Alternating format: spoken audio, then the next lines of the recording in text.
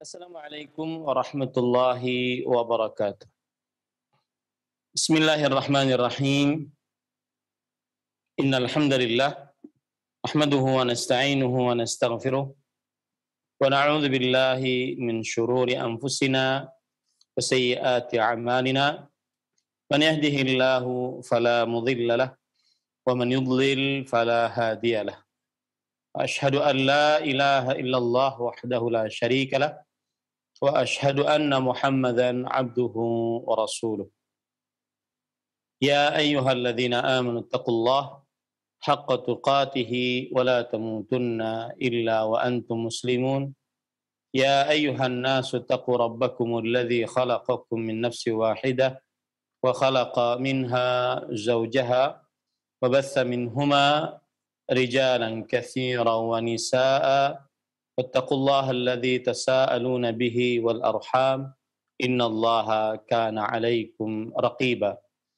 Ya ayyuhalladzina amanu taqullaha wa qulu qawlan sadida yuslih lakum a'malakum wa yaghfir lakum dhunubakum wa man yuti'illaha wa rasulahu faqad faza fawzan 'azima. Amma ba'd.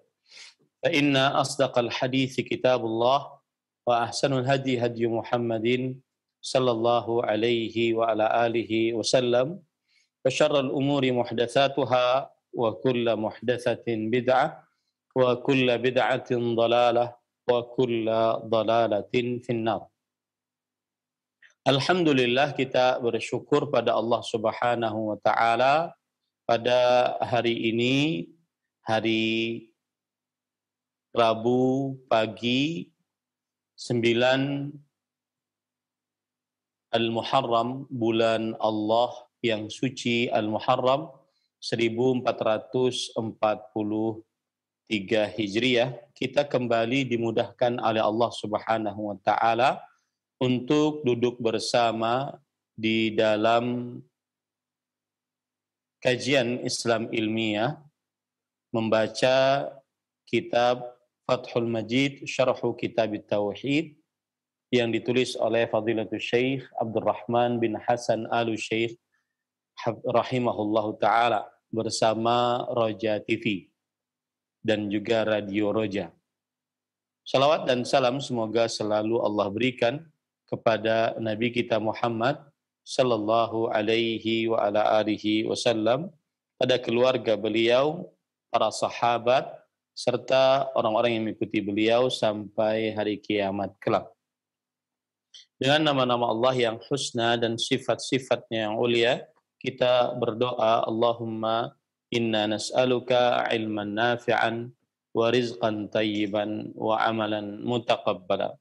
Wahai Allah, sesungguhnya kami mohon kepada Engkau ilmu yang bermanfaat, rezeki yang baik, dan amal yang diterima. Allahumma amin. Ahibatil muslimun, a'afanillah wa iyyakum, kaum muslimin yang saya cintai karena Allah, semoga Allah Subhanahu wa taala selalu memberikan afiat kepada kita di dunia dan di akhirat. Pada kesempatan kali ini kita masuk kepada atau masih di dalam bab yang pertama, yaitu bab Kitabut Tauhid. Dan bab yang pertama ini membicarakan tentang hakikat tauhid. Membicarakan tentang hakikat tauhid. Pada pertemuan yang ketujuh kita telah membaca dalil yang keenam yang dibawakan oleh penulis, yaitu hadis dari Mu'adz bin Jabal radhiyallahu anhu. Beliau berkata, kuntu radifan Nabi sallallahu alaihi wasallam ala himarin faqala ya Mu'adzu atadri ma haqqullahi 'ala al-'ibadi wa ma haqqul 'ibadi 'ala Allah? Qultu Allahu wa rasuluhu a'lam. Qala fa inna haqqallahi 'ala al-'ibadi an ya'buduhu wa la yusyriku bihi syai'an wa haqqul 'ibadi 'ala Allahi la yu'adziba man la yusyriku bihi syai'an. Faqultu ya Rasulullah afala ubashshirun nas? Qala la tubashshirhum fayattakilu. akhrajahu fi sahihain. Dari Mu'adz bin Jabal radhiyallahu anhu, beliau berkata, aku pernah dibonceng oleh Nabi Muhammad sallallahu alaihi wasallam di atas seekor keledai. Lalu beliau bersabda, wahai Mu'adz, apakah engkau mengetahui apa hak Allah atas hambanya dan apa hak hamba atas Allah? Lalu aku berkata, Allah dan Rasul-Nya lebih mengetahui. Lalu beliau bersabda, sesungguhnya hak Allah atas hambanya adalah mereka beribadah kepadanya dan tidak mensyirikannya dengan sesuatu apapun. Dan hak hamba atas Allah adalah dia tidak menyiksa siapa saja yang mensyirikannya dengan sesuatu apapun. Lalu aku berkata, wahai Rasulullah, apakah aku beritahukan kabar gembira ini kepada orang-orang? Lalu Nabi Muhammad sallallahu alaihi wa ala alihi wasallam bersabda, jangan diberitahukan kepada mereka karena mereka akan bersandar. Hadis diriwayatkan oleh dua imam, Imam Bukhari dan Muslim dalam kitab sahih mereka berdua. Dan pada pertemuan sebelumnya kita sudah menjelaskan siapa itu Mu'adz bin Jabal. Kemudian juga kita sudah menjelaskan tentang apa hak Allah Subhanahu wa taala atas hambanya, yaitu hak Allah Subhanahu wa taala atas hambanya adalah hamba-hambanya beribadah kepada Allah Subhanahu wa taala. Dan kita juga sudah menjelaskan apa yang disebutkan oleh penulis, bahwasanya Allah Subhanahu wa taala akan memberikan ganjaran bagi siapa yang tidak mensyirikannya dengan sesuatu apapun. Ganjaran tersebut adalah Allah tidak menyiksa di neraka bagi yang tidak mensyirikannya. Dan sudah kita sebutkan juga bahwasanya inilah pendapat ahlu sunnah wal jamaah, bahwa Allah Subhanahu wa ta'ala memberikan hak kepada hambanya atas tauhid hambanya. Hamba-hamba yang tidak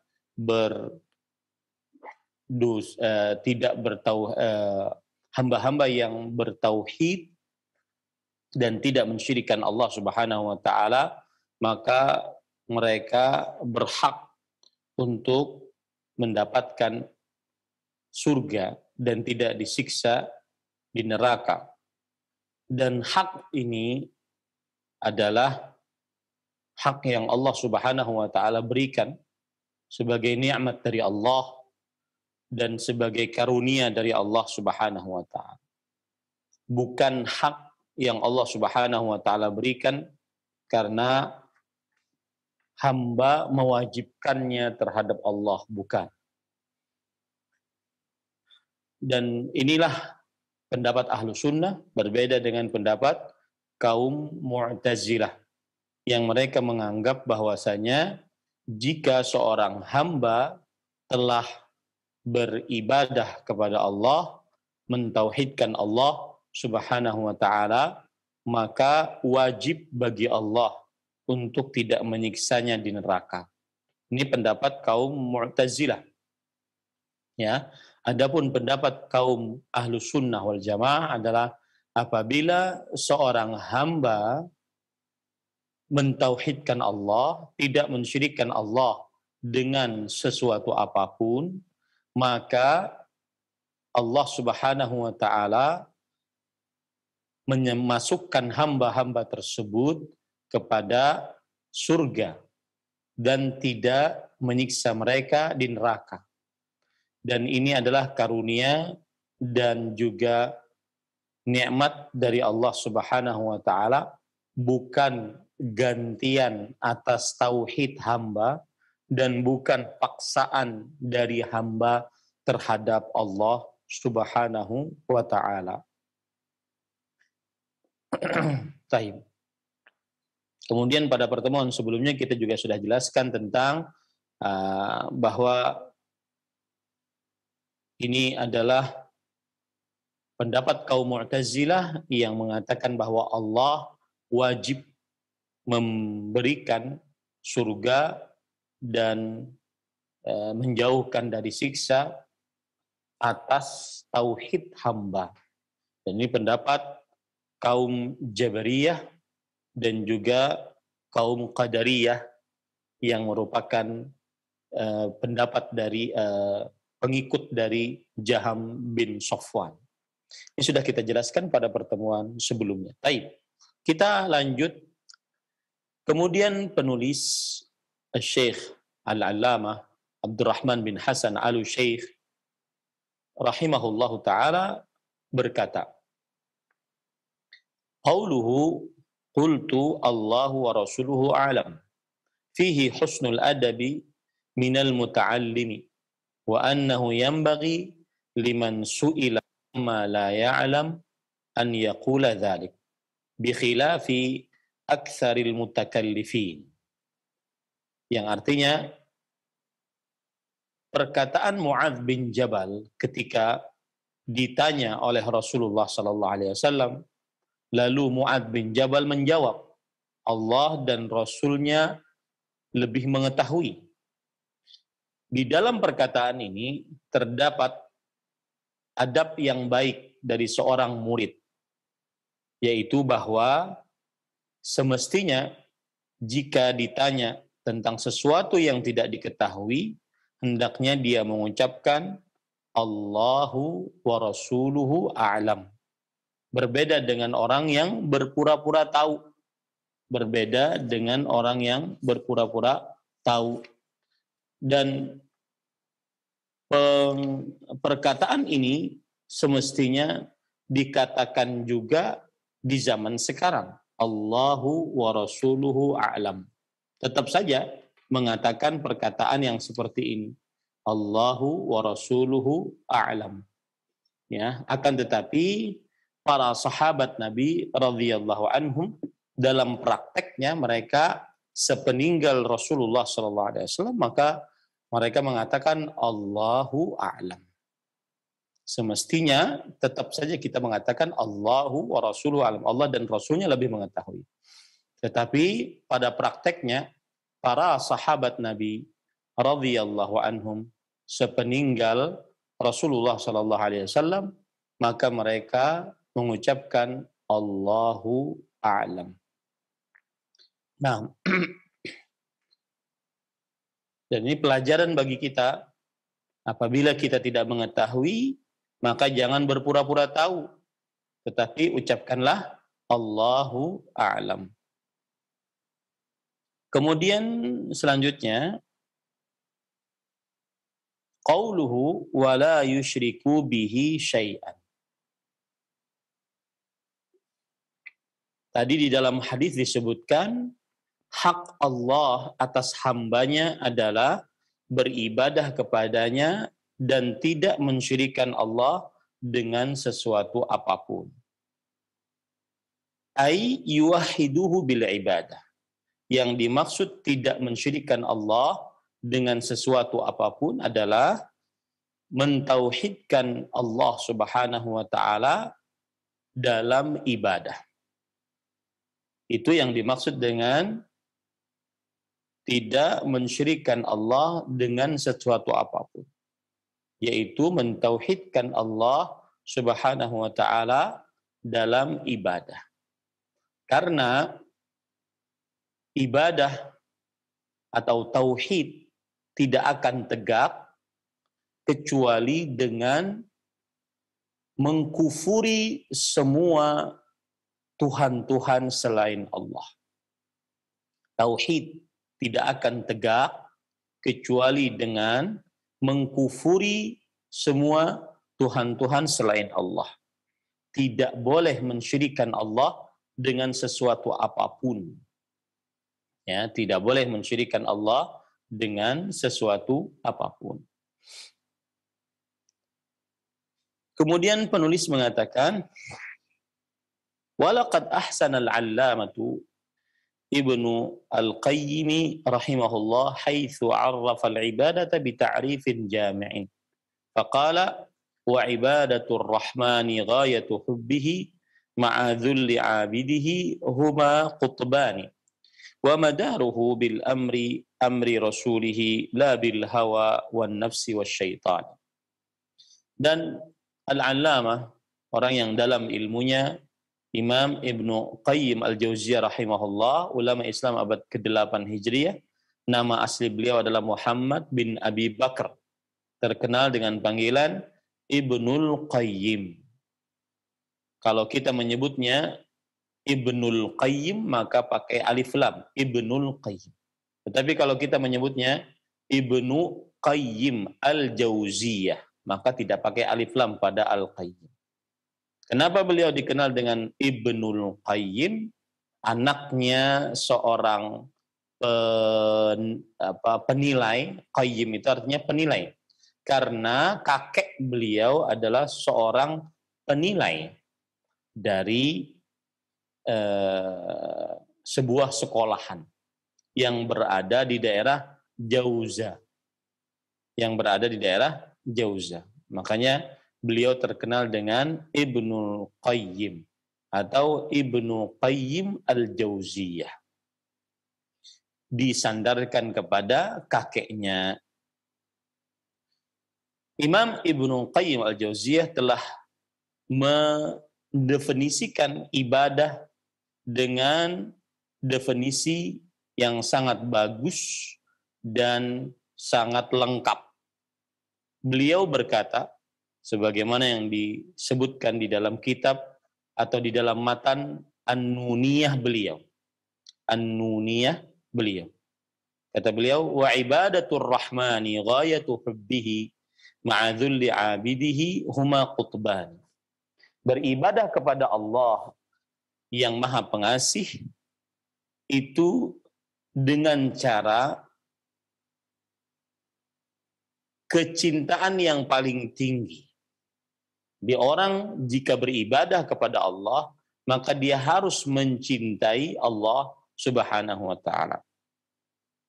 Disertai dengan hinanya yang mengibadahi, hinanya yang beribadah.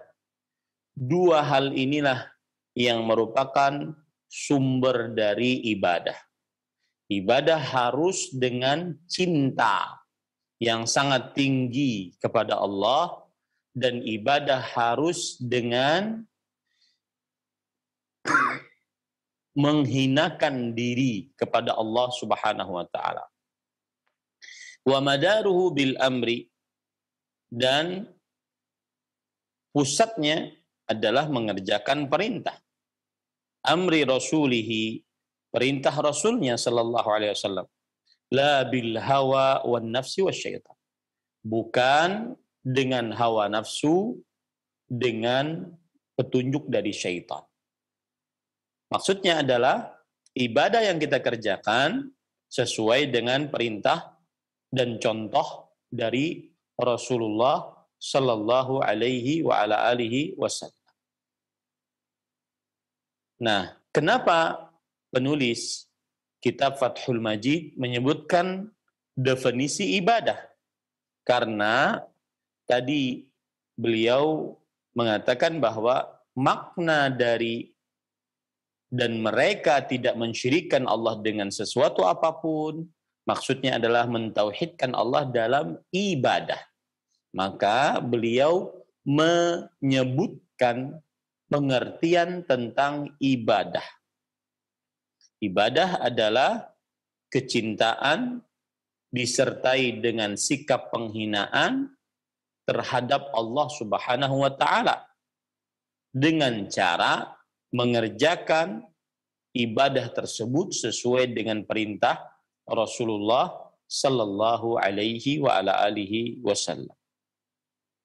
Baik. Kemudian Syekh Al-Allamah Abdurrahman bin Hasan Al-Utsyaikh, penulis kitab Fathul Majid, Syarhu Kitabut Tauhid, berkata, qauluhu wa la tusyriku bihi syai'an. Di dalam hadis tadi disebutkan janganlah kalian di dalam hadis tadi disebutkan wala yusyriku bi syai', dan mereka tidak mensyirikkan Allah dengan sesuatu apapun. Artinya hak Allah atas hambanya adalah para hambanya tidak mensyirikkan Allah dengan sesuatu apapun. Hak Allah atas hambanya adalah hambanya tidak mensyirikkan Allah dengan sesuatu apapun. Apa maknanya ini? Kata beliau, ay yuwahiduhu bil ibadah, fala budda minat tajarrudi minasyirki fil ibadah. Wa man lam yatajarrad minasyirki lam yakun atiyan bi ibadatillahi wahdahu, bal huwa musyrikun qad ja'ala lillahi niddan. Maksudnya adalah mentauhidkan Allah Subhanahu wa taala dalam ibadah. Maka wajib untuk memurnikan ibadah dari kesyirikan. Wajib memurnikan ibadah dari kesyirikan.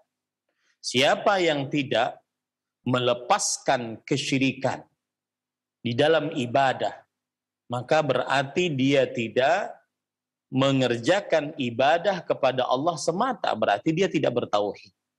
Tetapi dia adalah seorang yang musyrik, yang menjadikan sekutu bagi Allah Subhanahu wa ta'ala. Wa hadha ma'na qaulil musannif rahimahullah wa fihi anna al-ibadata hiya tauhid li'anna al-khusumata fihi.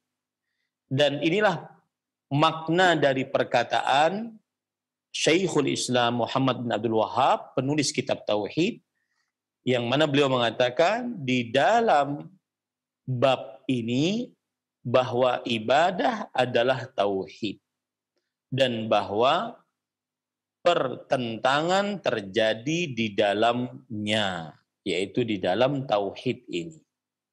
Maksudnya, siapa yang bertauhid, maka wajib baginya untuk mengkufuri semua Tuhan selain Allah. Siapa yang mengucapkan la ilaha illallah, wajib dia mengkufuri semua Tuhan selain Allah. Wajib dia meninggalkan kesyirikan. Jika tidak mengkufuri Tuhan selain Allah, dan jika tidak meninggalkan kesyirikan, maka tidak bermanfaat di dalamnya. Tidak bermanfaat tauhid. Karena pertentangan antara Nabi Muhammad SAW dengan para sahabatnya, dengan orang-orang kafir Quraisy, Abu Jahal, Abu Lahab, Umayyah bin Khalaf, Uqbah bin Abi Mu'ayyid, dan orang-orang kafir Quraisy seluruhnya. Pertentangan yang terjadi antara mereka berdua, dua kelompok ini adalah karena mentauhidkan Allah dalam ibadah. Bukan perkara mentauhidkan Allah di dalam kekuasaan. Karena Nabi Muhammad SAW dan para sahabatnya dan kita semua umat Islam meyakini bahwa Allah Maha Pencipta, Allah Maha Pengatur, Allah Maha Berkuasa. Abu Jahal, Abu Lahab, dan seluruh orang-orang musyrik Quraisy juga meyakini Allah Maha Pencipta, Allah Maha Pengatur. Lalu apa bedanya? Lalu kenapa terjadi peperangan? Kenapa terjadi pertentangan? Bedanya adalah Rasulullah SAW mengajak manusia untuk mentauhidkan Allah dalam ibadah. Salat hanya untuk Allah, puasa, zakat, haji, berdoa, berzikir, isti'anah minta tolong, istighatsah minta tolong dalam keadaan yang sempit, isti'adzah minta perlindungan, maka wajib dijadikan hanya kepada Allah. Sedangkan orang-orang musyrik Quraisy, Abu Jahal, Abu Lahab, dan seluruhnya dari orang-orang musyrik Quraisy, mereka tidak memurnikan ibadah hanya untuk Allah. Mereka mensyirikkan Allah. Mereka mendekatkan diri kepada Allah dan kepada berhala-berhala mereka. Itu pertentangan yang terjadi antara orang-orang antara Nabi Muhammad SAW dengan orang-orang musyrik Quraisy. Sekali lagi, bahwa orang yang mentauhidkan Allah wajib tidak boleh mensyirikkan Allah dengan sesuatu apapun. Gampangannya begini, yang mengucapkan la ilaha illallah tidak boleh dia mensyirikkan Allah. Kalau dia mensyirikkan Allah, maka tidak bermanfaat la ilaha illallahnya. Ya, itu maksudnya. Kemudian penulis Syekh Al-Allamah Abdurrahman bin Hasan Al-Syekh, penulis kitab Fathul Majid Syarh Kitab Tauhid, berkata, wa fi al-atharil ilahiyah inni wal jinnu wal insu fi naba'in azim akhluqu wa yu'badu ghairi wa arzuqu wa yushkaru ghairi khairi ilal ibadi nazil wa syarruhum ilayya sa'id atahabbabu ilaihim bin na'am wa yatabaghaduna ilayya bil ma'asi. Dan disebutkan di dalam beberapa riwayat perkataan Allah Subhanahu wa taala, yaitu hadis qudsi maksudnya. Dari ini riwayat disebutkan di dalam kitab Syu'abul Iman yang ditulis oleh Imam Al-Baihaqi, kemudian juga ya disebutkan di dalam oleh Ad-Dailami, oleh Ibnu Asakir, oleh At-Tabarani dalam kitab Asy-Syamiyin, dan disebutkan oleh Imam Al-Hakim. Baik, apa artinya? Kata Allah, sesungguhnya aku, jin dan manusia, dalam kabar yang sangat agung. Apa itu? Aku yang mencipta, tetapi selainku yang diibadahi. Aku yang mencipta, tetapi selainku yang diibadahi. Nah, ini kan menunjukkan bahwasanya hanya Allah yang paling berhak untuk diibadahi, karena Allah Maha Pencipta. Aku yang memberi rezeki, tetapi selainku yang diterima kasihi. Ya, ini termasuk sikap yang dalam tanda kutip kurang ajar dari seorang hamba. Aku yang memberi rizki, kata Allah Subhanahu wa taala, dan selainku yang diterima kasihi. Kebaikanku selalu turun kepada hamba-hamba, tetapi keburukan hamba-hamba selalu naik kepadaku. Karena amalan-amalan manusia itu kan diangkat kepada Allah Subhanahu wa taala. Ya. Dan aku mencintai mereka dengan cara memberikan nikmat kepada mereka, yaitu kepada hamba-hamba. Akan tetapi mereka mencari kemurkaanku dengan cara mengerjakan maksiat. Ya, dengan cara mengerjakan maksiat. Nah, ini ahibati hafizakumullahu taala. Baik, kemudian penulis mengatakan, wa haqqal ibadi 'ala Allah alla yu'adziba man la yusyriku bihi syai'an. Di dalam hadis tadi disebutkan hak hamba atas Allah adalah Allah tidak menyiksa siapa saja yang tidak mensyirikannya dengan sesuatu apapun.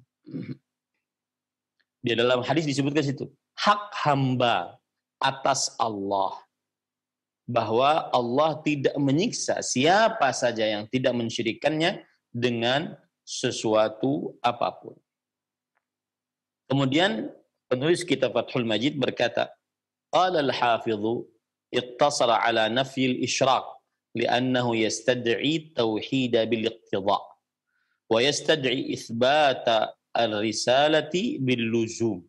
Innahu man kadzdzaba Rasulullah sallallahu alaihi wasallam faqad kadzdzaba Allah wa man kadzdzaba Allah fa huwa musyrik. Wa huwa mithlu qaulil qaili wa man tawadda'a sahhat salatuhu ay ma'a sairi syurut. Artinya, Al-Hafidh Ibnu Hajar Al-Asqalani rahimahullah berkata, maksud dari hadis ini, yaitu hak hamba atas Allah adalah Allah tidak mensyirikannya dengan sesuatu apapun. Kata Al-Hafidh Ibnu Hajar,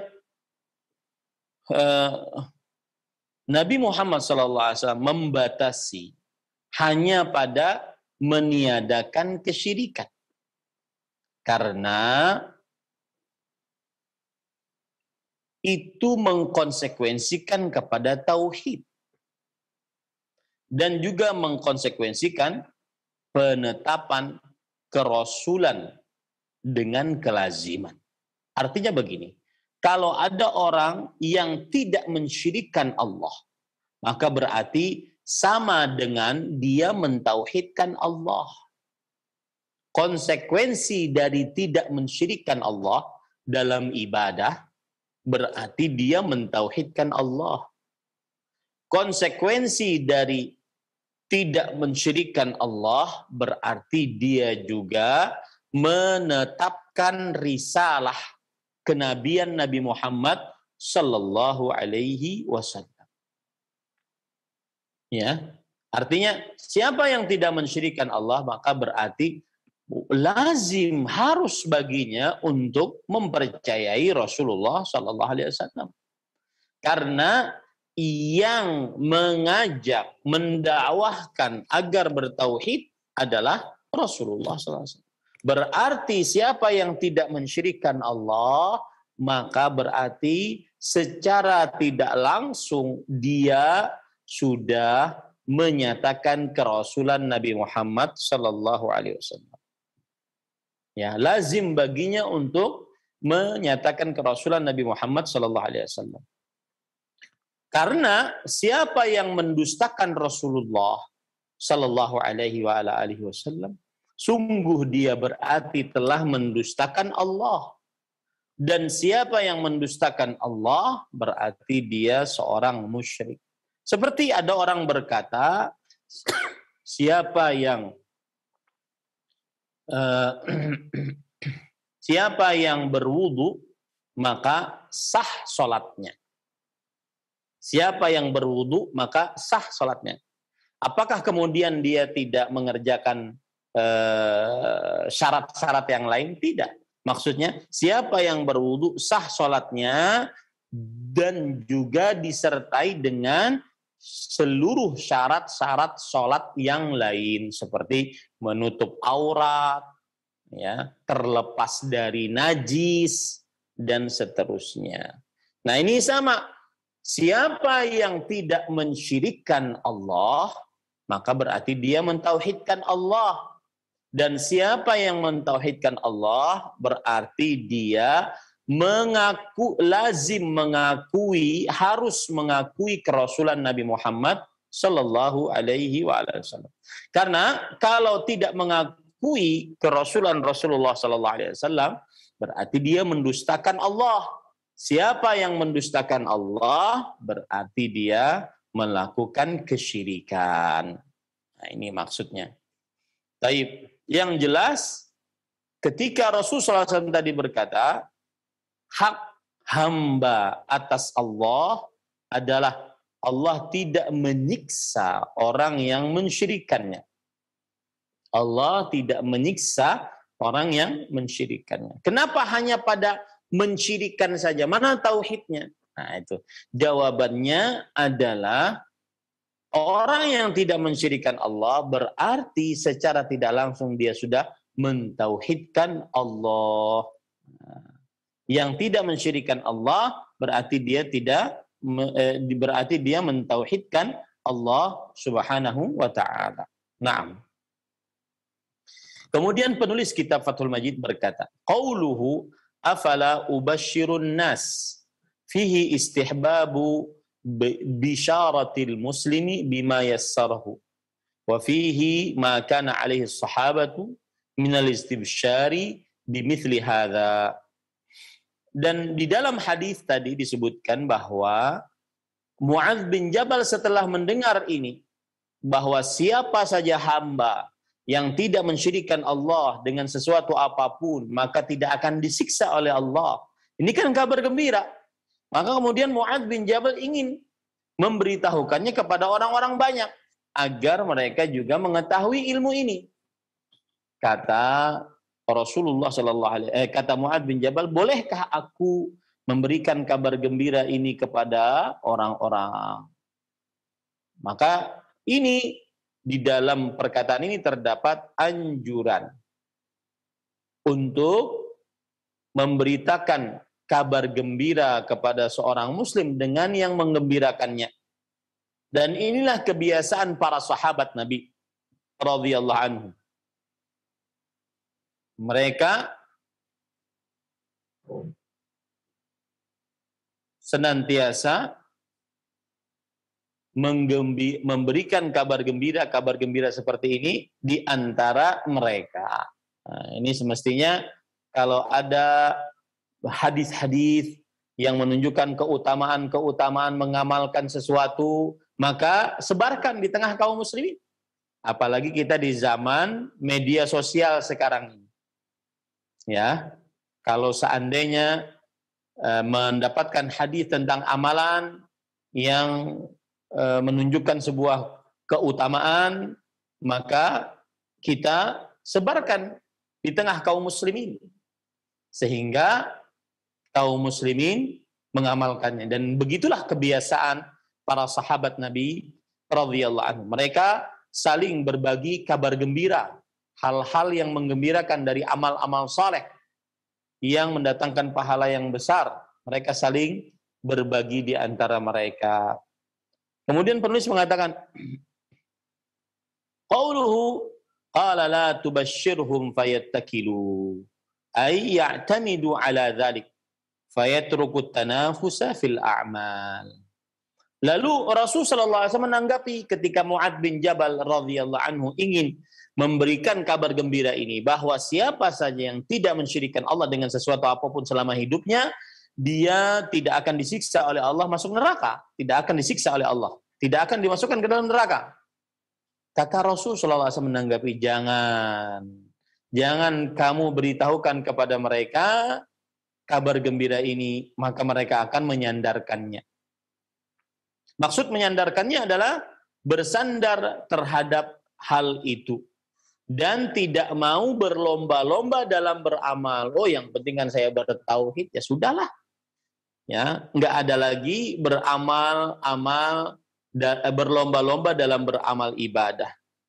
Tidak memperbanyak amalan-amalan sunnah, tidak mau giat dalam beramal saleh, karena merasa sudah bertauhid, yang nanti pahala tauhid adalah tidak disiksa di dalam neraka. Maka ini yang menyebabkan akhirnya Rasul Shallallahu Alaihi Wasallam melarang Mu'adz bin Jabal untuk memberitahukannya kepada orang-orang. Karena sebagian orang kalau sudah mendengar yang seperti ini, akhirnya bersandar dengan itu dan tidak mau berlomba-lomba dalam memperbanyak amal saleh. Ya. Kemudian penulis mengatakan, wa fi riwayatin fa akhbarah biha Mu'adz 'inda mauti ta'assuman ay taharrujan minal ism. Artinya, dan di dalam riwayat yang lain, yaitu riwayat Bukhari, bahwa Mu'adz bin Jabal memberitahukan riwayat ini. Makanya hadisnya sampai kepada kita. Saat beliau mau meninggal. Apa sebabnya? Agar tidak merasa berdosa. Agar tidak merasa berdosa. Karena masih ada ilmu yang belum disampaikan. Makanya beliau mau menyampaikannya. Ya. Apakah di sini berarti Mu'adz radhiyallahu anhu beliau bermaksiat kepada Rasulullah SAW? Tidak. Kan Rasulullah SAW melarang, jangan dikabarkan. Nanti orang-orang bersandar kepada ini. Mu'adz bin Jabal radhiyallahu anhu sebelum meninggal malah mengabarkannya. Nah, apakah Rasulullah SAW beliau melarang akan hal ini? Mu'adz bin Jabal radhiyallahu anhu beliau melanggar yang dilarang oleh Rasulullah SAW? Jawabannya tidak. Tetapi beliau ingin agar ilmu yang disampaikan oleh Rasulullah semuanya tersampaikan kepada umat Islam. Sehingga tidak ada yang tersisa. Dan ini merupakan amanah dari Mu'adz bin Jabal. Tapi kan dilarang. Nah, dilarangnya kan saat orang-orang baru masuk Islam. Dikhawatirkan hanya dengan bertauhid, mereka akhirnya malas untuk beramal. Berlomba-lomba beramal. Nah, waktu itu para sahabat sudah kuat imannya. Sehingga Mu'adz bin Jabal radhiyallahu anhu beliau mengabarkannya agar tidak merasa berdosa karena ada ilmu yang beliau belum sampaikan. Naam. Kemudian penulis mengatakan, Al-Wazir Abul Mudhaffar lam yakun yaktumuha illa an jahilin yahmiluhu jahlahu ala su'il adabi bitarqil khidmati fit ta'ah. فأما الأكياس الذين إذا سمعوا بمثل هذا زادوا في الطاعة ورأوا أن زيادة النعم تستدعي زيادة الطاعة فلا وجه إتمانها عنهم. Artinya, Al-Wazir Abul Mudhaffar, seorang ulama, berkata, Mu'adz bin Jabal tidak menyembunyikan kecuali dari orang yang bodoh, yang kebodohannya menyebabkan buruk adabnya, yaitu tidak mau mengerjakan ketaatan. Adapun orang-orang yang cerdas, orang-orang yang apabila mendengar hadis-hadis seperti ini, maka mereka bertambah ketaatan mereka. Dan mereka berpendapat bahwa semakin dikasih nikmat, semakin berkonsekuensi untuk menambah ketaatan. Maka pada saat itu tidak ada sisi untuk menyembunyikan dari mereka. Jadi seakan-akan Al-Imam Al-Wazir Abul Mudhaffar ingin menceritakan kepada kita, kenapa sih Mu'adz bin Jabal tetap memberitahukannya kepada manusia? Padahal kan sudah dilarang oleh Rasulullah SAW agar orang-orang tidak bersandar dengan kabar tersebut. Maka Al-Wazir Abul Mudhaffar menyebutkan bahwa yang dilarang adalah memberitahukannya kepada orang-orang yang malas dalam beribadah. Nah, jangan beritahukan begitu. Malas nanti mereka beribadah. Oh, yang penting kan tauhid. Maksiat dikit nggak apa-apa. Yang penting kan tauhid. Nanti juga Allah Subhanahu wa taala mengampuni kita dan seterusnya. Nah, ini yang menyebabkan orang-orang inilah yang Mu'adz bin Jabal tidak beritahukan. Adapun orang-orang yang cerdas, ketika mendengar hadis-hadis seperti ini, maka diberitahukan kepada mereka. Karena ketika mereka mengetahui keutamaan tauhid, mereka bukan malas beribadah, malah tambah semangat beribadah, tambah semangat beribadah. Nah, itu maksudnya. Ya. Baik, kemudian penulis mengatakan, wa fil babi minal fawaidi ghairu ma taqaddama al-hathu ala ikhlasil ibadah lillah wa innaha la tanfa'u ma'asyirik bal tusamma ibadatan bal la tusamma ibadatan. Yang artinya di dalam bab ini terdapat faedah-faedah yang selain apa yang sudah disebutkan sebelumnya, yaitu perintah untuk mengikhlaskan ibadah kepada Allah Subhanahu wa taala semata. Ya kan, dari mulai dalil yang pertama tadi bahwa Allah tidak menciptakan manusia kecuali untuk beribadah kepadaku, dan yang dimaksud beribadah kepadaku adalah mentauhidkan Allah dalam ibadah. Ini juga perintah untuk mengerjakan tauhid di dalam ibadah, dan tidak bermanfaat ibadah seseorang tanpa tauhid. Bahkan tidak dinamakan ibadah kalau tanpa tauhid. Kemudian juga di dalam surah An-Nahl ayat 36, sungguh kami telah utus di setiap umat seorang rasul yang memerintahkan beribadahlah kalian kepada Allah dan jauhilah taghut, sembahan selain Allah Subhanahu wa taala.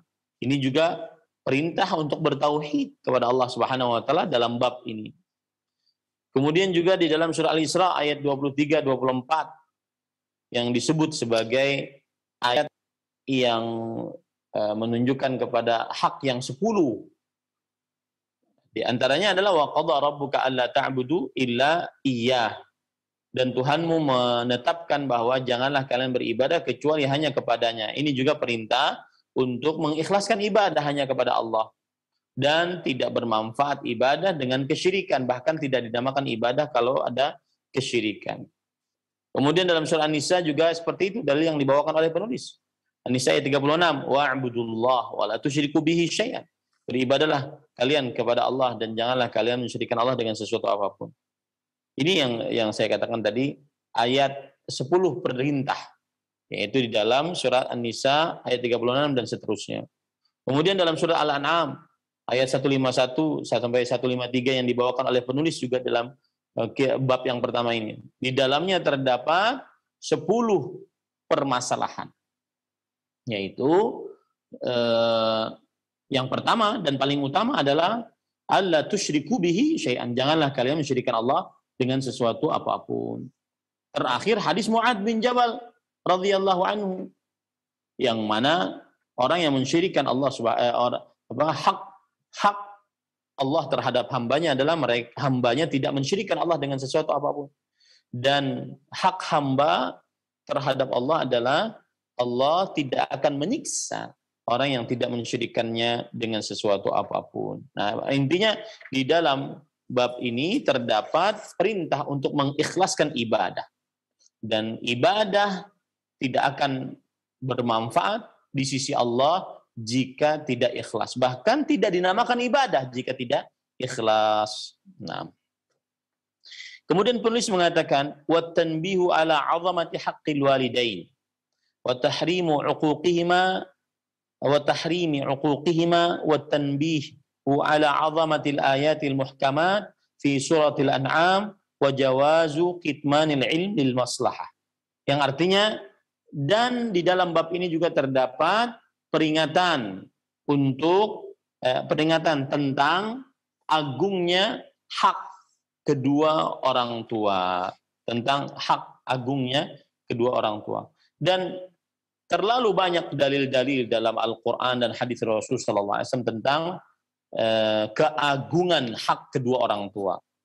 Di antaranya Allah menggandengkan perintah tauhid, perintah paling agung dalam Islam, dengan perintah berbakti kepada kedua orang tua.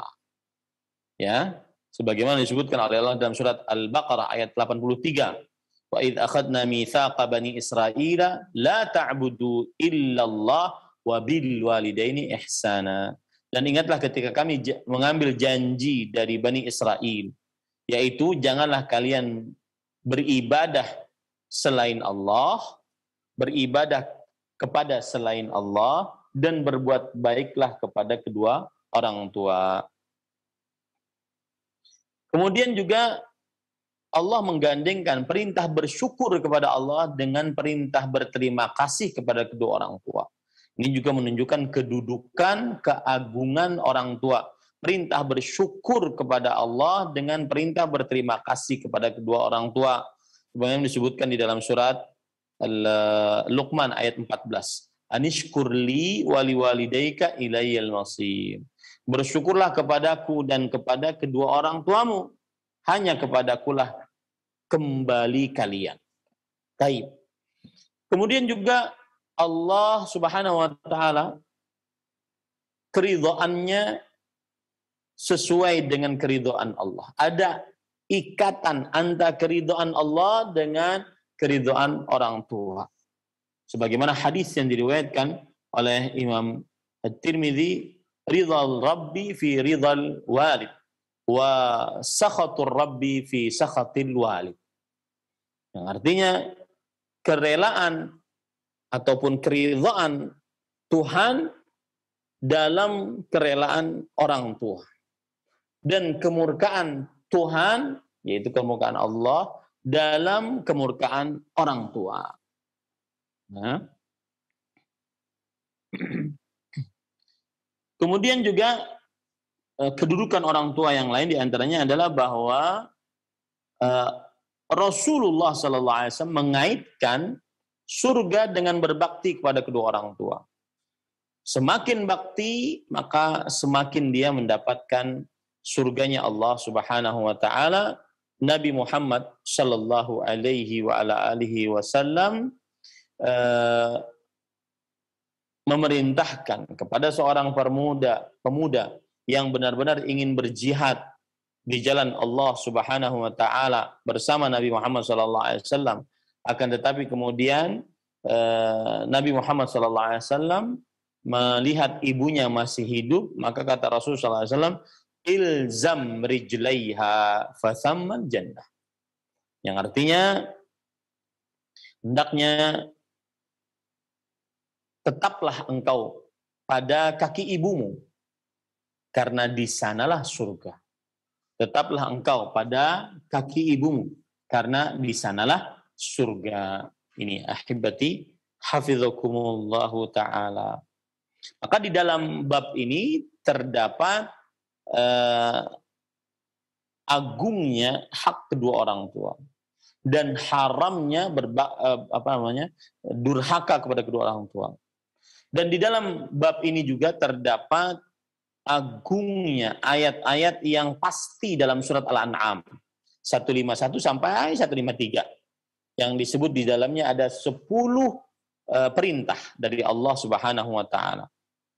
Dan di dalam bab ini juga disebutkan bahwa boleh menyembunyikan ilmu untuk kebaikan. Tidak semua harus disampaikan. Boleh menyembunyikan ilmu untuk kebaikan. Karena mungkin beberapa sebab, ya, karena mungkin beberapa sebab yang diperbolehkan dalam agama. Baik. Kemudian penulis mengatakan di sini,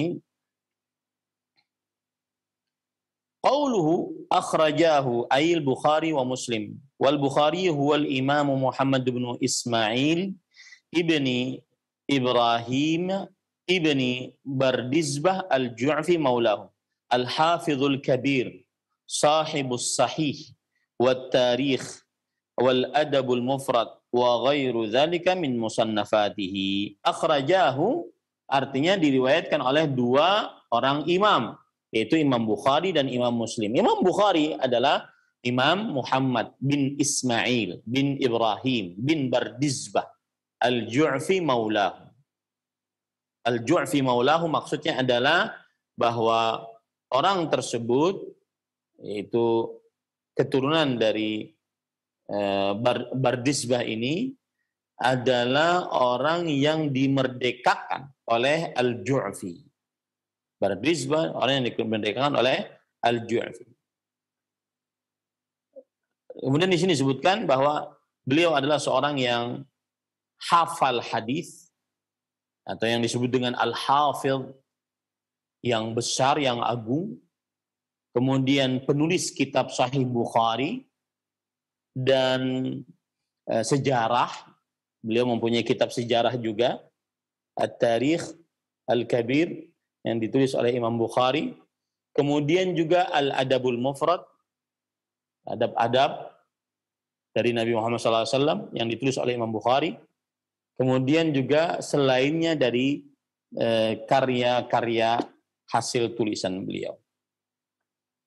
Kemudian rawa atau urwiya, rawa anil imami Ahmad ibni Hanbal wal Humaidi wa bani al-Madini wa tabaqatihim. Wa rawa anhu Muslimun wan Nasa'i wat Tirmidzi wal Farabri rawi sahih ulida sanata 94 wa 100 wa mata sanata 56 wa 200. Imam Bukhari meriwayatkan dari Imam Ahmad, dari Al-Humaidi, dari Ibnul Madini. Jadi guru-gurunya Imam Bukhari itu Imam Ahmad, Al-Humaidi, Ali ibn al-Madini, dan juga yang selevel masanya dengan mereka.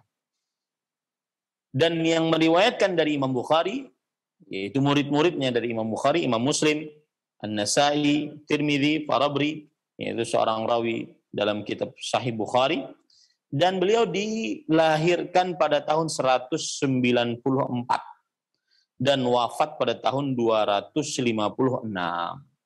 Ya, 256 berarti umur beliau sekitar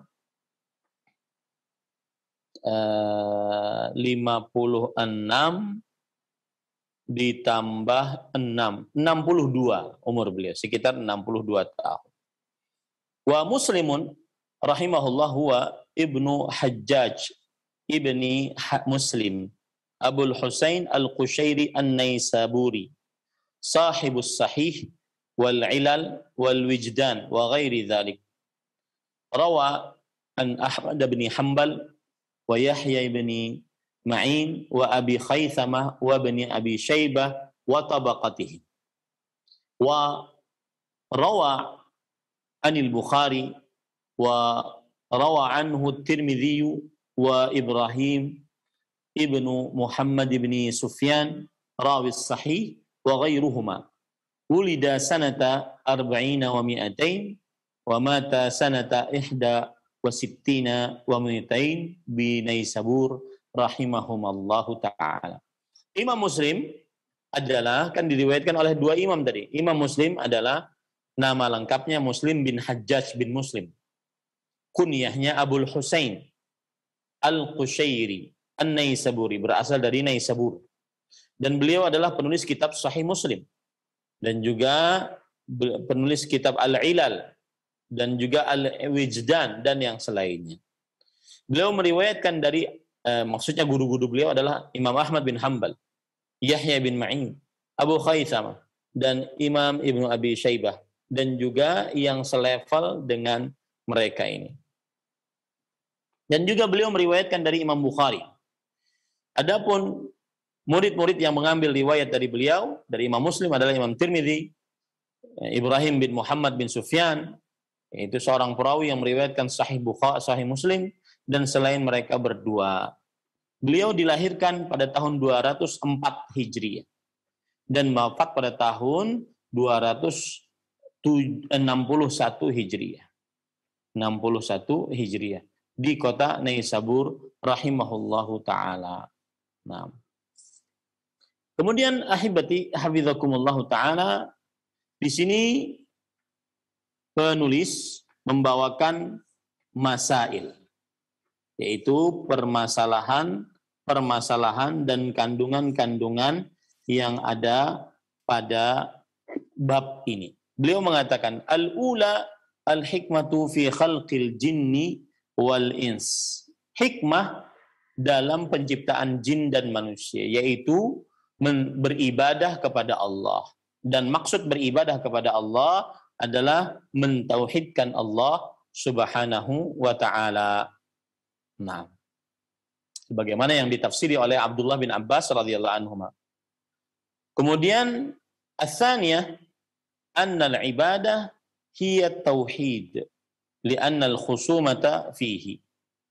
Bahwa ibadah adalah tauhid karena pertentangan yang terjadi dalam perkara ini.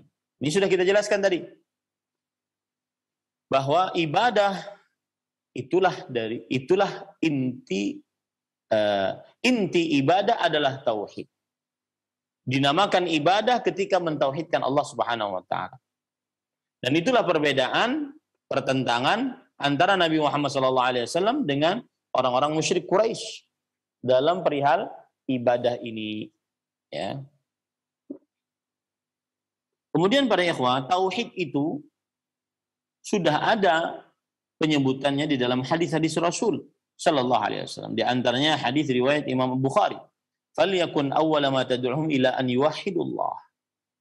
Hendaklah jadikanlah dakwahmu yang pertama kali kepada mereka adalah agar mereka mentauhidkan Allah. Jadi kata tauhid itu sudah ada dalam agama Islam atau dalam hadis-hadis Rasul sallallahu alaihi wasallam.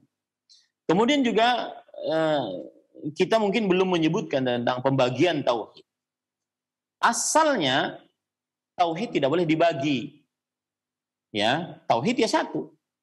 Mentauhidkan Allah Subhanahu wa taala. Baik itu di dalam kekuasaan Allah, di dalam nama-nama dan sifat-sifat Allah ataupun dalam ibadah. Tetapi ketika orang-orang musyrik Quraisy mensyirikkan Allah di dalam perkara ibadah, maka akhirnya untuk menjelaskan kepada manusia, maka tauhid dibagi menjadi tiga. Dan dalil tauhid dibagi menjadi tiga adalah at-tatabbu'u wal istiqra', yaitu penelitian yang mendalam terhadap ayat Al-Quran dan hadis-hadis Rasul sallallahu alaihi wa ala alihi wasallam. Dan pembagian tauhid bisa dibagi menjadi dua, bisa dibagi menjadi tiga. Kalau dibagi menjadi dua, berarti dia adalah tauhidul ilmi wal ma'rifah. Ini yang pertama. Kemudian yang kedua, tauhidul amali wat talab. Tauhid ilmu dan pengenalan terhadap Allah Subhanahu wa taala. Yang kedua adalah tauhid amalan hamba kepada Allah Subhanahu wa taala. Dan niat hamba kepada Allah Subhanahu wa taala. Nah, ini namanya tauhidul ilmi wal ma'rifah, dan yang kedua tauhidul amal wat talab.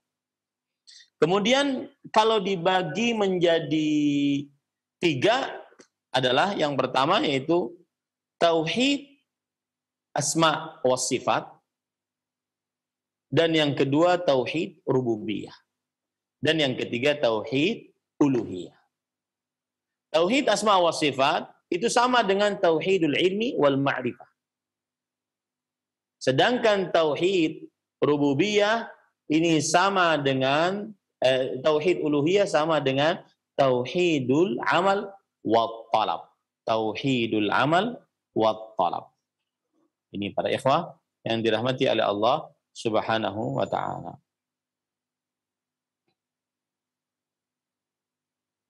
Kemudian juga ada faedah, yaitu bahwa jin dibebani juga untuk beribadah kepada Allah Subhanahu wa taala. Jadi mereka pun dibebani untuk beriman, tetapi mungkin dari sisi syariat, maka syariat sholat, puasa, zakat, maka kita tidak mengetahui apakah mereka juga ada sholatnya, ada puasanya, atau zakatnya atau tidak. Ya. Kemudian yang jelas mereka diperintahkan juga untuk beriman dan dilarang untuk kufur. Ya. Nah, ini pelajaran yang mungkin belum disebutkan tadi, ya. Kemudian ahibati hafizakumullah taala, ketika kita mengetahui bahwa hikmah dari penciptaan jin dan manusia adalah untuk beribadah kepada Allah Subhanahu wa taala, maka ini hikmah yang agung. Dan inilah pembeda antara seorang manusia yang beriman dan seorang jin yang beriman dengan binatang. Mereka binatang tidak mengetahui hikmah penciptaan mereka. Makanya ketika nanti di akhirat binatang dihukum Setelah dihukum, binatang menjadi tanah. Orang-orang kafir mengatakan, ya laitani kuntu turaba. Wahai, alangkah baiknya sekiranya aku dahulu menjadi tanah.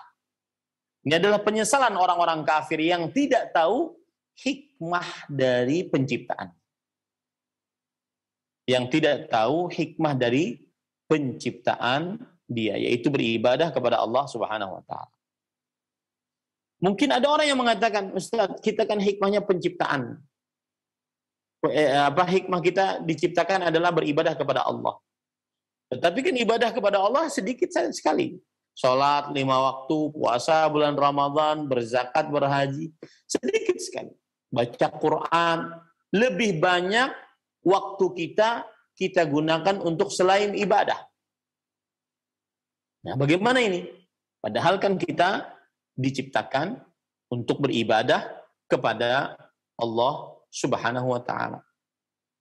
Maka jawabannya adalah ibadah ada yang praktis, yang memang ada tuntunannya, dan ada ibadah-ibadah yang non-praktis.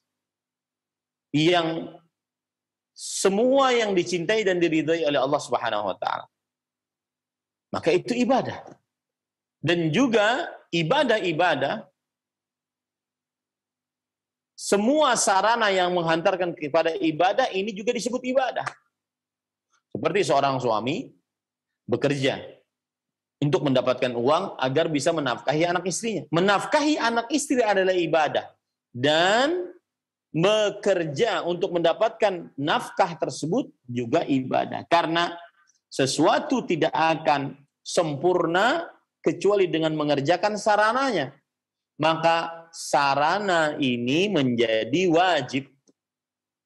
Ya. Seorang suami tidak bisa menafkahi anak istrinya kecuali dengan bekerja. Menafkahi anak istri adalah hukumnya wajib, beribadah kepada Allah, dan bekerja sebagai sarana untuk mendapatkan nafkah, ini adalah juga wajib. Sesuatu kewajiban tidak bisa dikerjakan kecuali dengan perkara yang lain, maka perkara yang lain itu menjadi wajib. Nah, ini jawaban. Kalau seandainya ada orang yang bertanya, kenapa kita beribadahnya sedikit, padahal tujuan penciptaan kita kan ibadah kepada Allah Subhanahu wa ta'ala. Maka jawabannya adalah bahwa ibadah ada yang praktis, sudah dicontohkan oleh Rasulullah SAW, ada ibadah yang umum. Ini disebut dengan ibadah mahdhah, ibadah ghairah mahdhah. Dan juga semua sarana yang menghantarkan kepada ibadah tersebut disebut sebagai ibadah. Dengan begini, semua waktu kita, semua aktivitas kita bernilai ibadah kepada Allah Subhanahu wa taala. Taib. Kemudian ahibati hafizakumullah taala, penulis di sini mengatakan, "Ats-tsalitsatu anna man lam ya'ti bihi lam ya'budillah, fa fihi ma'na qauli wala antum ma'abiduna ma a'bud." Yang artinya siapa yang tidak bertauhid berarti dia tidak beribadah kepada Allah. Dan inilah makna yang disebutkan oleh Allah dalam surah Al-Kafirun ayat 3. Dan kalian tidak beribadah kepada apa yang aku ibadahi. Kenapa? Karena orang kafir tidak bertauhid, berarti mereka tidak beribadah. Ya. Ar-rabi'ah, yang keempat, al-hikmatu fi irsalir rusul. Hikmah dalam pengutusan para rasul adalah mendakwahkan tauhid. Nah, di sini terdapat faedah bahwasanya setiap umat, setiap rasul agamanya adalah tauhid. Dakwahnya adalah tauhid, mengajak untuk beribadah kepada Allah Subhanahu wa taala. Dan ini adalah bantahan untuk orang-orang yang mendakwahkan ajaran pluralisme. Ya, yang ingin merubah makna hadis bahwa agama para nabi itu satu. Mereka mengatakan bahwasanya agama para nabi itu maksudnya adalah kemanusiaan, keadilan, kesamaan, kebebasan. Maka kita katakan bukan. Agama yang dimaksud para nabi, yang dimaksud agama para nabi satu itu adalah tauhid. Mentauhidkan Allah Subhanahu wa taala. Nah, Kemudian ahibati hafizakumullah, lanjut, al-khamisa anna risalah ammat kullal ummah. Bahwa risalah sudah mencakup dan sudah didapat oleh seluruh umat. Risalah sudah didapat oleh seluruh umat. Maksudnya adalah semua rasul mereka berdakwah kepada umat. Diakhiri dengan Nabi Muhammad SAW mendakwahkan kepada seluruh umat manusia, bahkan jin. Maka di akhirat kelak tidak ada orang yang bisa berhujjah bahwa atau beralasan bahwa belum sampai kepada kami dakwah tauhid. Enggak. Kenapa? Karena seluruh rasul sudah mendakwahkan tauhid dan diakhiri dengan Nabi Muhammad sallallahu alaihi wasallam. As-sadisa anna dinal anbiya'i wahid. Bahwa agama para nabi itu satu. Ini sudah kita sebutkan tadi. Dan ini sesuai dengan hadis Rasul sallallahu alaihi wasallam. Al-anbiya ikhwatu li'allat. Ummahatuhum syatta wa dinuhum wahid. Para nabi itu adalah saudara sesepupu. Ibu-ibu mereka berbeda-beda tetapi ajaran mereka satu. Ajaran yang satu ini adalah tauhid. Yaitu mentauhidkan Allah, tidak mensyirikkan Allah dengan sesuatu apapun. Bukan satu yang dimaksud ajaran di sini satu adalah bukan hanya sekedar kemanusiaan, keadilan, kebebasan dan seterusnya, bukan, tetapi tauhid. Itu ajaran para rasul seluruhnya. As-sabi'ah al-mas'alatul kabirah anna ibadatallahi la tahsul illa bil kufri bit taghut. Wa fihi ma'na qawli faman yakfur bit taghut wa yu'min billah faqad istamsaka bil 'urwatil wuthqa. Ini perkara yang penting. Yang ketujuh, bahwa ibadah kepada Allah tidak akan terjadi kecuali dengan mengkufuri taghut. Taghut adalah sembahan selain Allah. Orang dikatakan beribadah kepada Allah kalau dia kufur terhadap taghut. Tidak cukup dia hanya sholat, puasa, zakat, haji, tetapi dia masih beriman kepada sembahan selain Allah. Ini tidak dinamakan beribadah. Orang yang beribadah kepada Allah, maka wajib dia meniadakan Tuhan selain Allah. Dia wajib mengingkari Tuhan selain Allah. Dan tidak boleh ragu bahwa tidak ada yang berhak diibadahi kecuali hanya Allah Subhanahu wa ta'ala. Yang sebagaimana disebutkan oleh Allah dalam surah Al-Baqarah ayat 256. Barang siapa yang kufur terhadap taghut, yaitu sembahan selain Allah, dan beriman kepada Allah. Jadi harus ada dua. Beriman kepada Allah dan kufur terhadap taghut. Baru itu lengkap. Maka sungguh ia telah berpegang teguh dengan tali yang kuat. As-saminah anna taghuta 'amun fi kulli ma 'ubida min dunillah. Taghut adalah umum, yaitu setiap apa saja yang disembah selain Allah, maka itu disebut dengan taghut. Nah, kemudian at-tasi'ah idhamu sya'ni thalathil ayatil muhkamat fi suratil an'am inda salaf wa fiha 10 masail awwaluha an-nahyu 'anil syirk.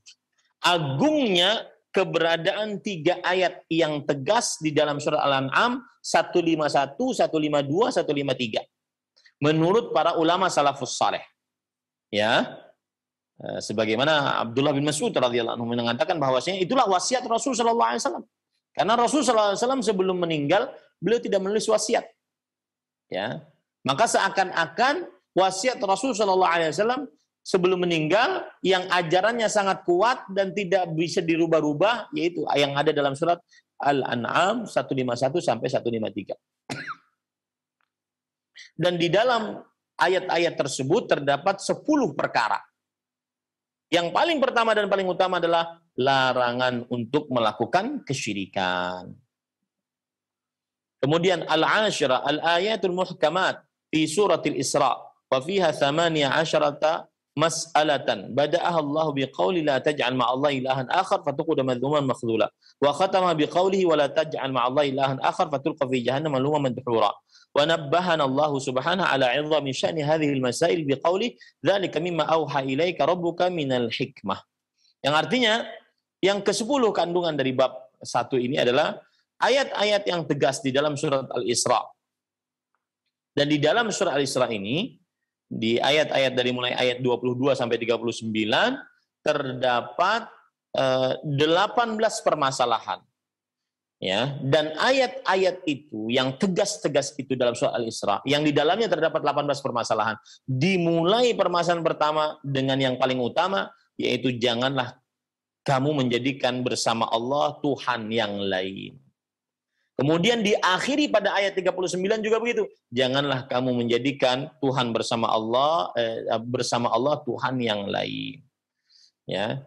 Dan Allah Subhanahu wa taala memperingatkan bahwa perkara-perkara tersebut yang 18 itu dalam surat Al-Isra ayat 20 dari mulai ayat 22 sampai 39 adalah permasalahan-permasalahan yang agung, dengan Allah mengakhiri firman-Nya pada surah Al-Isra ayat 39, "Dzalika mimma auha ilaika rabbuka minal hikmah."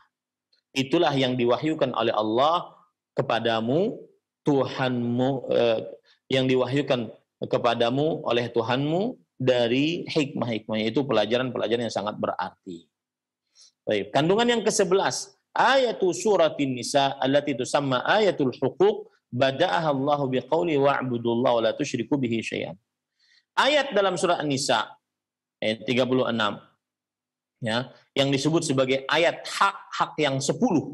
Allah memulai hak yang pertama dari 10 hak tersebut adalah beribadahlah kepada Allah dan tidak mensyirikkan Allah dengan sesuatu apapun. Ini menunjukkan bahwasanya hak yang paling utama dikerjakan adalah bertauhid dan menghilangkan kesyirikan. Ats-tsaniyah asyarah, yang ke-12 atau ats-tsaniyata asyarata, at-tanbihu ala wasiyatir rasul 'inda mautih. Yang artinya peringatan penting terhadap wasiat Rasul sallallahu alaihi wasallam saat meninggalnya.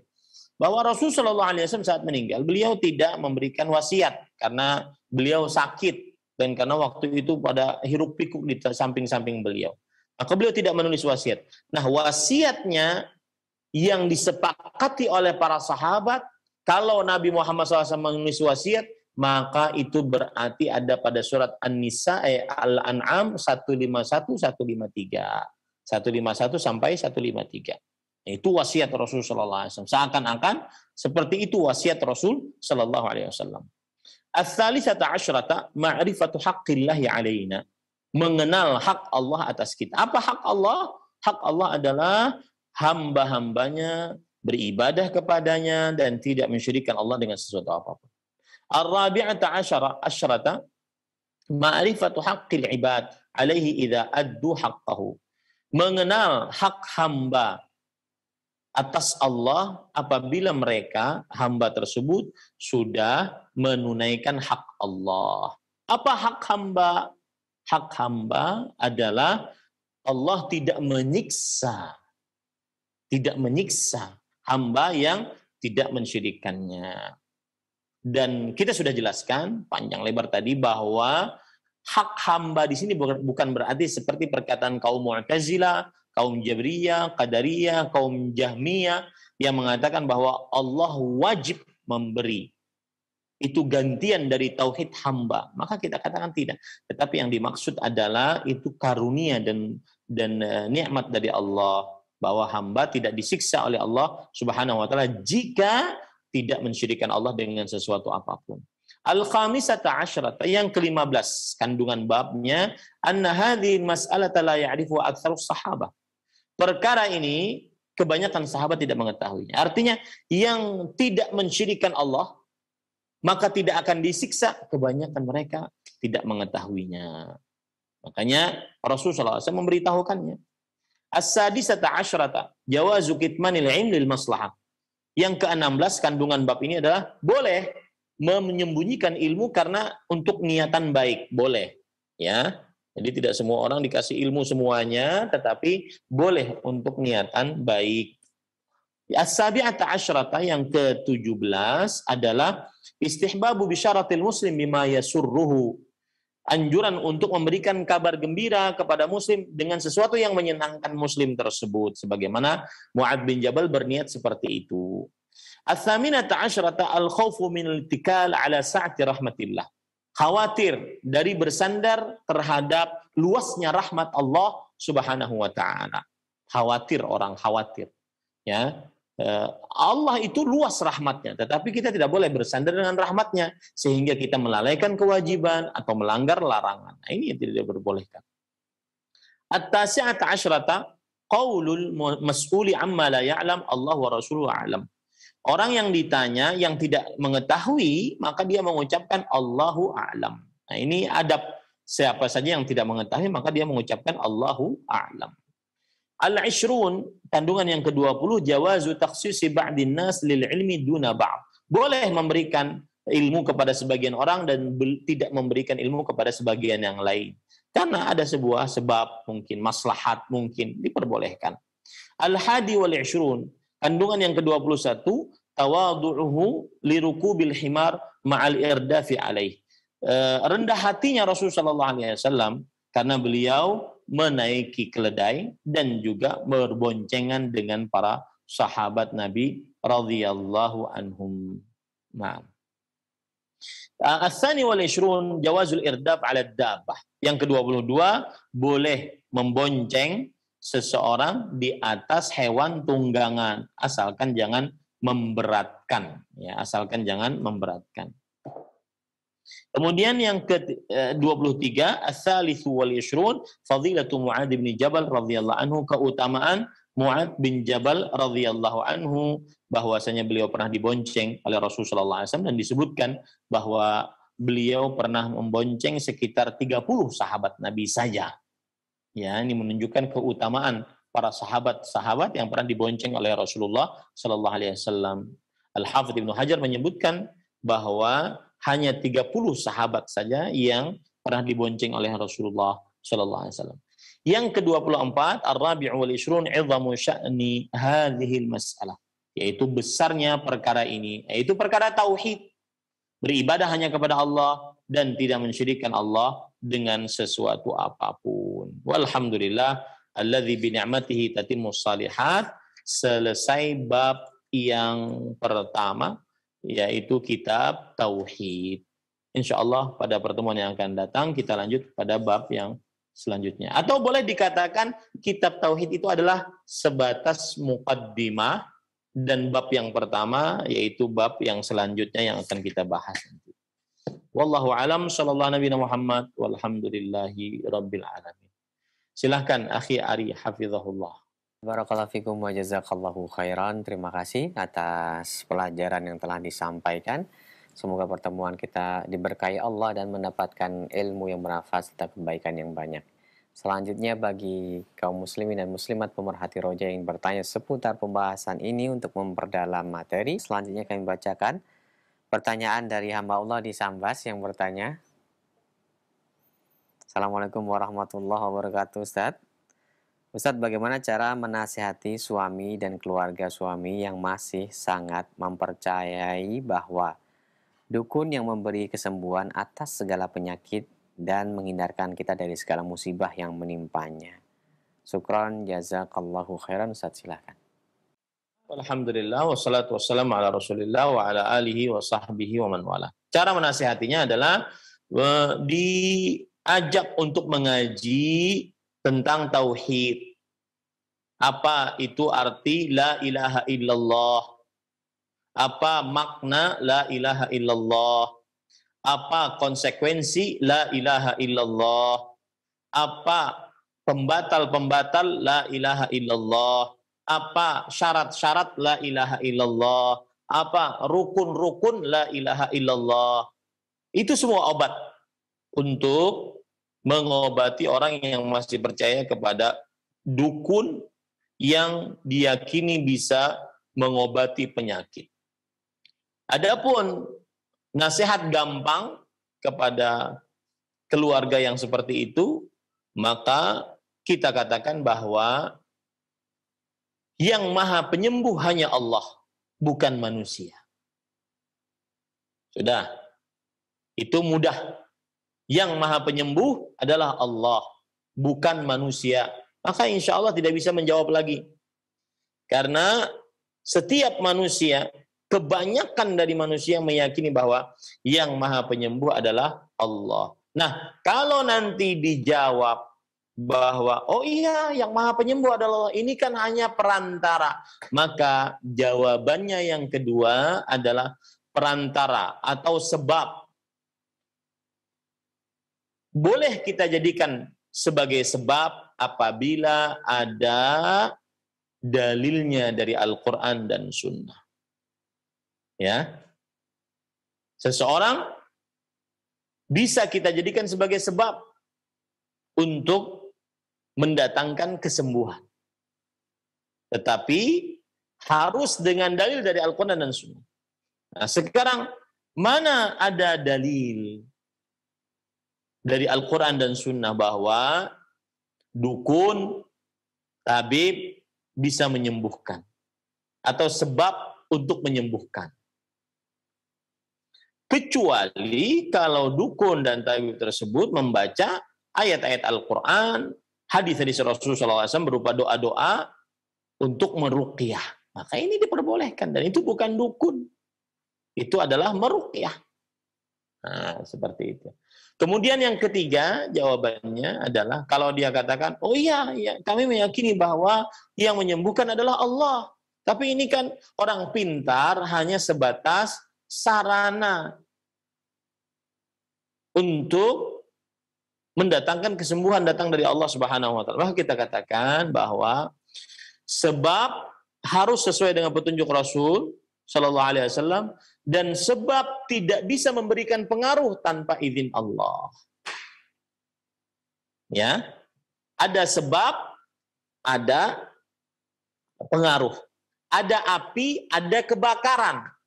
Api mungkin bisa ada, tetapi tidak semua api mendatangkan kebakaran. Nah, seperti itu. Seperti yang terjadi kepada Nabi Ibrahim alaihissalam. Ya, bahwa api tersebut dijadikan oleh Allah sebagai dingin dan penuh dengan keselamatan. Maka sama jawaban kita pada saat yang pertama, bahwa Allah Maha Penyembuh. Makanya ada cerita Syekhul Islam Muhammad bin Abdul Wahab rahimahullah ta'ala ketika ada orang yang tawaf di kuburan atau minta-minta kepada orang yang sudah mati. Maka beliau mengatakan Allah khairun min Zaid. Waktu itu kuburannya adalah seorang sahabat kalau tidak salah, atau seorang ulama bernama Zaid. Allah lebih baik daripada Zaid. Minta sama Allah. Maka sama kita jawaban kita tadi. Katakan kepada orang yang masih percaya kepada orang yang pintar yang bisa menyembuhkan katanya, maka katakan bahwa tidak ada yang maha penyembuh kecuali Allah. Pada saat itu dia akan terdiam karena memang yang menyembuhkan hanya Allah Subhanahu wa taala. Adapun meminta orang soleh yang masih hidup dan ada dan bisa berdoa agar mendoakan kita agar sembuh, maka ini boleh. Sebagaimana yang dilakukan oleh para sahabat kepada Nabi Muhammad sallallahu alaihi wa alihi wasallam. Wallahu a'lam. Naam. Baik, Ustaz, barakallahu fikum wa jazakallahu khairan, Ustaz. Berikutnya kami bacakan pertanyaan masih dari pesan singkat. Assalamualaikum warahmatullahi wabarakatuh. Dari hamba Allah. Ustadz, saya mau bertanya, bagaimana cara memberikan masukan ke kakak saya yang masih cinta dunia dan dia masih senang bertanya kepada orang yang dianggapnya pintar tahu semuanya. Sehingga pada saat saya suruh jual saja rumahnya supaya bisa untuk membantu anak cucunya yang masih dalam kondisi membutuhkan, awalnya kakak saya setuju untuk dijual, tapi ketika orang yang ditanya tersebut mengatakan jangan dijual, kakak saya lebih percaya orang tersebut. Sedangkan untuk ibadah, hal yang wajib dan sholat-sholat sunnah kakak saya sangat rajin. Bagaimana caranya, Ustaz? Silakan. Bismillah, walhamdulillah, wassalatu wassalamu ala rasulillah wa ala alihi wa sahbihi wa man wala. Untuk menasihati kakak yang masih percaya kepada seorang yang dianggap pintar, bisa menerawang, terbuka hijab atasnya. Bahkan saya mendengar ada orang yang mengatakan bahwa ada wali yang terbuka hijab sehingga mengetahui apa yang terjadi atau nasib seseorang. Ini kebohongan besar, mendustakan Al-Quran dan hadis. Ya, tidak boleh dipercayai. Kalau seandainya ada orang yang berpendapat bahwasanya ada seorang wali Allah yang dibukakan hijab, kemudian mengetahui apa yang terjadi pada Lauhul Mahfuz dan mengetahui nasib seseorang, dia surga, dia neraka. Ini kebohongan besar, mendustakan Al-Quran dan hadis, atau lebih tepatnya didustakan oleh Al-Quran dan hadis. Allah berfirman, wa indahu ilmul kitab, di sisi Allah sajalah ilmu tentang Lauhul Mahfuz. Tidak ada yang mengetahui kecuali Allah Subhanahu wa taala. Allah berfirman dalam Al-Quran, alimul ghaib fala yudhiru ala ghaibihi ahadan illa man irtada min rasul. Allah Maha mengetahui akan hal gaib. Allah tidak memberitahukan tentang hal gaib kepada seorang pun, ya, kecuali yang Allah relai dari para rasul. Itu pun tidak ada semua dalam kitab Allahul Mahfuz diberitahukan. Enggak. Nabi kita Muhammad sallallahu alaihi wasallam tidak mengetahui akan hal gaib, apalagi manusia-manusia setelahnya. Khalilullah, Sayyidu waladi Adam, beliau adalah kekasih Allah yang terdekat, pemimpin anak manusia, tidak mengetahui hal gaib. Disebutkan dalam Al-Quran dan hadis Rasul, walau kuntu a'lamul ghaiba lastakthartu minal khair. Kalau aku mengetahui akan hal gaib, niscaya aku akan memperbanyak kebaikan. Wa ma massani as-su. Dan tidak ada yang menambahkan kepada dan aku tidak akan pernah tertimpa keburukan. Tetapi beliau tidak mengetahui akan hal gaib. Buktinya beliau perang Uhud dan beliau terluka. Ini ahibati hafizakumullah taala. Jadi tidak ada yang mengetahui akan hal gaib, kejadian yang akan datang ataupun kejadian yang telah lalu. Kalaupun ada yang mengetahui, maka itu berarti bantuan dari jin. Maka nasihati kakak tersebut bahwa tidak ada yang mampu mengetahui akan hal gaib kecuali Allah Subhanahu wa taala berdasarkan Al-Qur'an dan hadis Rasulullah sallallahu alaihi wasallam. Kalau seandainya ada sebagian orang mengetahui dan ramalannya benar, ya, atau terjadi, maka itu adalah bantuan dari jin. Berarti boleh dong bertanya kepada dia akan mengetahui meskipun dibantu oleh jin? Maka jawabannya tidak. Karena mendatangi tukang ramal, Rasulullah SAW bersabda, man atakahinan fasaddaqahu bima yaqul faqad kafara bima unzila ala Muhammadin sallallahu alaihi wasallam. Siapa yang mendatangi tukang ramal, baik meramal keadaan yang akan datang, seperti yang ditanyakan tadi, oh jangan dijual rumahnya, ya, karena ini, karena akan terjadi begini. Ini berarti meramal yang akan datang, atau meramal yang telah lalu, barang hilang, ya, motor hilang, mobil hilang, anak hilang, istri hilang, ya, maka ini tukang ramal, apapun statusnya di masyarakat, mau dia tokoh agama, mau dia profesor, doktor, ya, kalau sudah meramal dan dia menjawab ramalan, itu berarti tukang ramal. Siapa yang mendatangi tukang ramal, lalu dia percaya dengan apa yang diucapkan, kata Rasulullah SAW, maka sungguh dia telah kafir dengan apa yang diturunkan kepada Nabi Muhammad Sallallahu Alaihi Wasallam. Dalam hadis yang lain, Rasulullah SAW bersabda, man ata kahinan aw arrafan fasa'alahu an syai' lam tuqbal lahu salatun arba'ina laylah. Siapa yang mendatangi tukang ramal, baik yang meramal kejadian yang akan datang atau meramal kejadian yang telah lalu, lalu dia bertanya kepada orang tersebut, hanya sekedar bertanya, belum percaya, hanya sekedar bertanya, tidak diterima sholatnya selama 40 hari, 40 malam.